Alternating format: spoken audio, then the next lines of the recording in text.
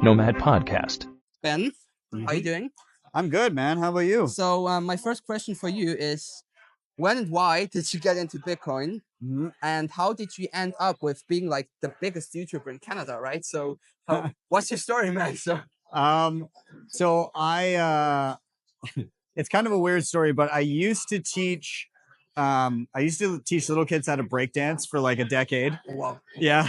But that didn't exactly pay the bills, so I needed to have a side hustle. And so one of the things I learned how to do was to buy used MacBooks and then open them up, switch out the RAM and the hard drive. And so because of this, I was looking on a bunch of tech blogs and things like that. And so on those websites, I would run across Bitcoin articles from time to time. And so I saw it a bunch of times, felt like I missed the boat until finally I capitulated and started learning a little bit.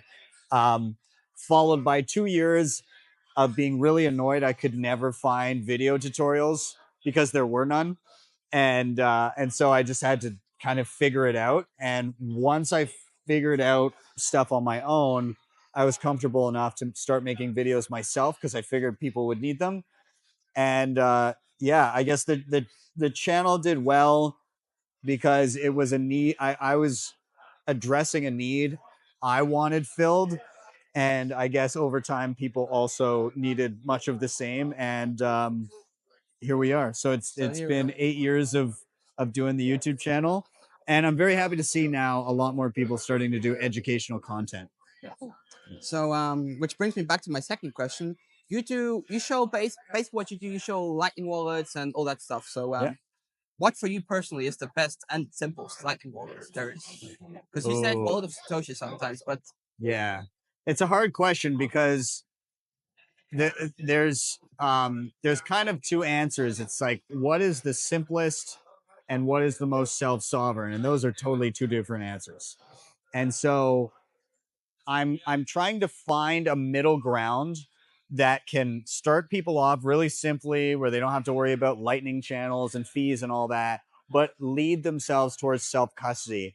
And I think my answer right now that I'm starting to show people is Mutiny Wallet. So Mutiny Wallet, it does something in the background that makes it so you don't have to pay a bunch of fees to set up channels. There's trust involved, but you can say to the person, all right, open this wallet up, hit a couple buttons, and it pretty much sets itself up. And then you can say to them, once you get a large enough balance, once you've got, 1 million sats or something, hit this button, and then you take full self custody. And it's still not as simple enough, but it's going in the right direction. Would you then also say that Aqua wallet, because that was one you also presented? Is that similar then, or it's a similar kind of trust trade-off, in that it's technically it is custodial because it uses Liquid Network in the background. I won't get into the technical details of it, but it allows a person to basically start up a wallet, write down 12 words, and they can start receiving Lightning transactions right away. So yes, that's another good, easy onboarding mechanism. And within the wallet, same thing. If you get a big enough balance, there's a swap button and you can take self-custody as well. So yeah, like both, I like those things where you can gradually onboard people without having to say, you have to switch apps now.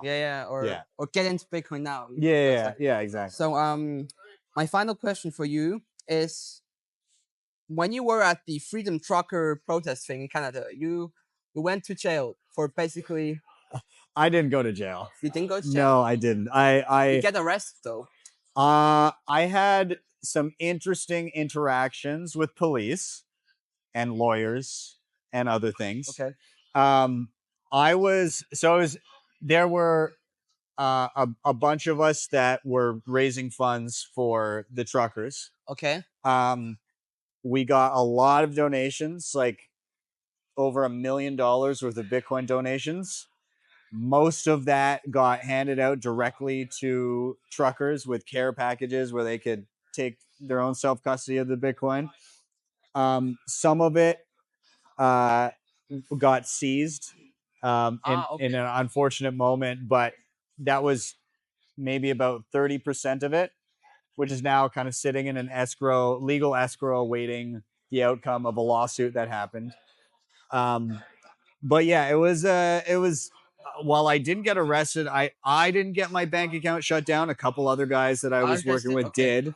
But it was the only digital payment mechanism, digital payment donation form that actually made it to the truckers. Yeah. So you weren't in jail because I got told you were in jail, so that's why I was asking.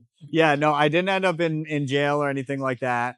Neither did the other guys. Okay. And actually, the Supreme Court of Canada found the actions of the government, like their Emergencies Act, the actions that they took were found to be unconstitutional. Oh, wow. So after the fact, they've now said, like, oh yeah, the government should not have been allowed to do this. Of course, they're not going to have any consequences, but it's like, yeah, you know, they did it. So yeah. But I mean, wow. Yeah, it was a hell of a time. That's disappointing, but okay. Yeah. That's it for me. Awesome. Thanks, well, man. Cheers, man. Cheers. Nomad Podcast.